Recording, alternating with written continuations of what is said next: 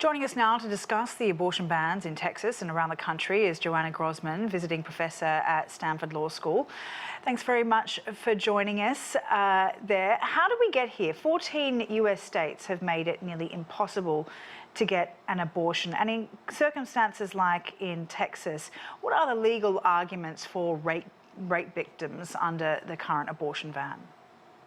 So under the Texas ban, the only exception is for a life-threatening medical emergency. So there is no special rule for rape or incest, or even for a fetus that is not going to survive. As the report mentioned, it is one of the strictest bans in the country. And there's no appetite on the anti-abortion side to create exceptions because they view them all as being loopholes as opposed to being mechanisms of really helping people not suffer. What about the prevalence of abortion across the country since Roe v. Wade was overturned? What do we know about the statistics now? So there's actually a recent study that suggests that the total number of abortions in the United States has gone up since the Dobbs opinion, which is a little bit counterintuitive, but in part it's just increased.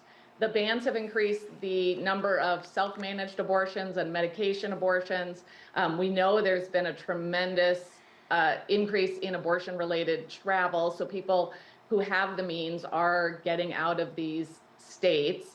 So people are often finding ways to access abortion, just often at much greater cost and sometimes greater personal risk. So if the overall goal of Dobbs was to reduce the number of abortions, that does not seem to be the effect. It's just making it more difficult and also causing a lot of individuals, depending on their circumstances, to really suffer.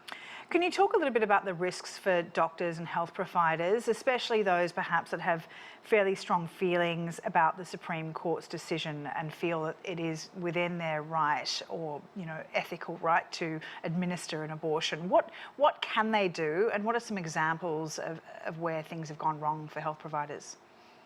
So health providers really face a untenable situation. So in Texas, for example, if a provider who gave an abortion that was illegal, which is virtually all of them, could face up to 99 years in prison, mandatory loss of their medical license, and potentially a fine of $100,000 per procedure.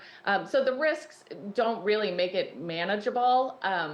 The providers, as a general rule, are simply not providing abortions. The only abortions in Texas are happening in emergency rooms where we have some evidence of this life-threatening medical emergency. But the total number of abortions in Texas has gone from tens of thousands in a year to under 100 in an entire year in a state with almost 30 million people. So the providers are behaving rationally, which is to say they're not providing abortions because the risks do not make it worth it, regardless of what their personal views might be. Abortion rights are no doubt going to be on the ballot for many states this November. Trump has taken credit for the 2022 ruling to overturn Roe v. Wade. What are the stakes on abortion rights come November, both for the Democrats and Republicans? How could things turn again next year? So we've seen it since Dobbs that every time abortion rights have been on the ballot, abortion rights have won. So in any state that has some kind of direct democracy, like a referendum or a ballot initiative, the voters, even in traditionally conservative states, have voted for abortion rights. And that's very consistent with public opinion, which the vast majority of people support at least some legal access to abortion. So these conservative states with their bans are really out of step with voters. So I think what's at stake is a couple of things. If Trump were to win again, there is a possibility of some kind of national restriction or ban, although that has proven to be a sort of non-starter so far, and it would depend whether or not the Republicans controlled both houses of Congress. I think the more obvious impact will be on down-ballot races. I think there are Republicans who can expect to lose elections and seats because of their position on abortion, because again, they're just not popular. All right, Joanna Grossman, visiting professor at Stanford Law School. Thank you very much for your time.